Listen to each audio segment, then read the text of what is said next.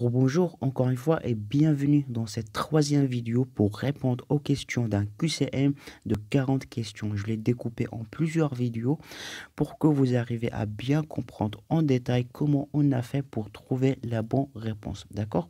Donc on est arrivé à la 17e question. Donc la 17e question dit: une charge est caractérisée par entrée d'argent, sortie d'argent, dépenses liées à l'activité de l'entreprise. La réponse juste, c'est B, sortie d'argent. Donc, une charge, comme on a dit, pour faire la différence entre charge et produit, charge, tout simplement, c'est sortie d'argent. Quand l'entreprise achète quelque chose, quand elle achète des marchandises, donc c'est sortie d'argent. Quand l'entreprise a payé le salaire, a payé les frais de téléphone ou bien de l'électricité, c'est sortie d'argent, donc c'est une charge. Pourquoi la réponse C n'est pas juste? Parce que l'entreprise peut euh, acheter ou bien peut engager des charges qui sont pas liées à l'activité. Par exemple, que l'entreprise paye une amende, donc l'amende n'est pas liée à l'activité, mais l'entreprise a payé, c'est une charge, d'accord? 18e question dit: le solde débiteur de compte client signifie que l'entreprise a une créance envers les clients. Le client a payé la créance, l'entreprise a une dette. La réponse juste, c'est A. Quand le solde est débiteur du compte client, donc ça veut dire que l'entreprise a une créance envers le client. D'accord? C'est ça la réponse juste. 19e question dit: la trésorerie active correspond à l'ensemble des liquidités qu'on trouve dans la caisse ou la banque, à l'ensemble des liquidités que l'entreprise doit à la banque. La réponse juste, c'est A. C'est l'ensemble des liquidités que l'entreprise possède dans la caisse ou bien la banque. Parce que au niveau de la trésorerie active, il y a le compte bancaire et le compte de la caisse. C'est ce qu'on appelle la trésorerie active. Et ça nous donne une idée sur la liquidité que l'entreprise possède à très courte durée. D'accord? 20e question dit: le compte des produits et des charges CPC est un état de synthèse qui décrit en termes de produits et de charges les composants du résultat final de l'exercice comptable, ou bien un document qui décrit les opérations d'achat et de vente démobilisation, ou bien est un document qui décrit les opérations financières de l'entreprise. La réponse juste, c'est A.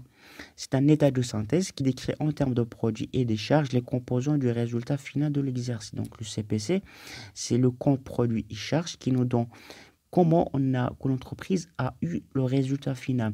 Il nous décrit, il nous décompose toutes les sorties d'argent, toutes les catégories des charges. Est-ce que c'est des charges liées à l'activité, des charges financières, nos courants et aussi les produits. Est-ce que c'est des produits liés à l'activité ou bien des produits financiers ou bien des produits non courants? D'accord?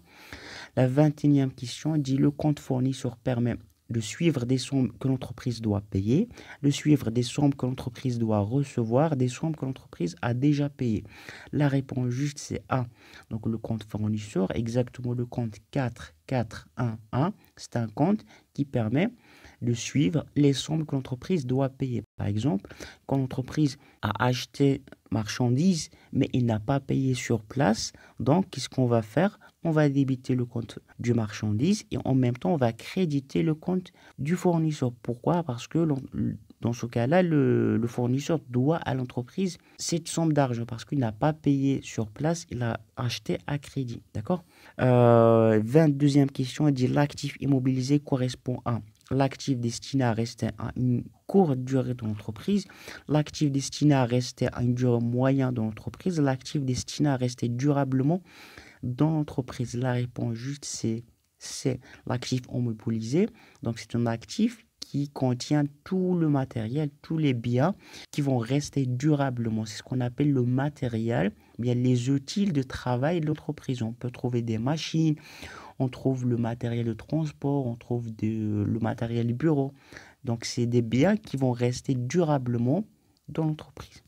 23e question dit: une facture du doigt constitue un produit et augmente le résultat de l'exercice. Vrai ou faux? La réponse juste, c'est vrai.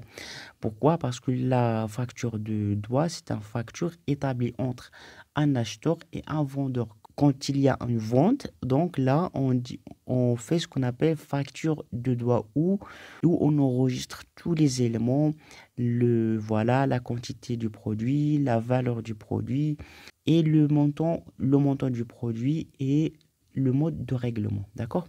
Donc la 24e question dit le passif de l'entreprise contient les biens qui restent durablement dans l'entreprise, les biens qui restent à court terme dans l'entreprise, ou bien les ressources qui financent l'actif. La réponse juste c'est les ressources qui financent l'actif. Pourquoi? Parce que le passif, c'est ce que l'entreprise doit. L'actif, c'est ce que l'entreprise possède.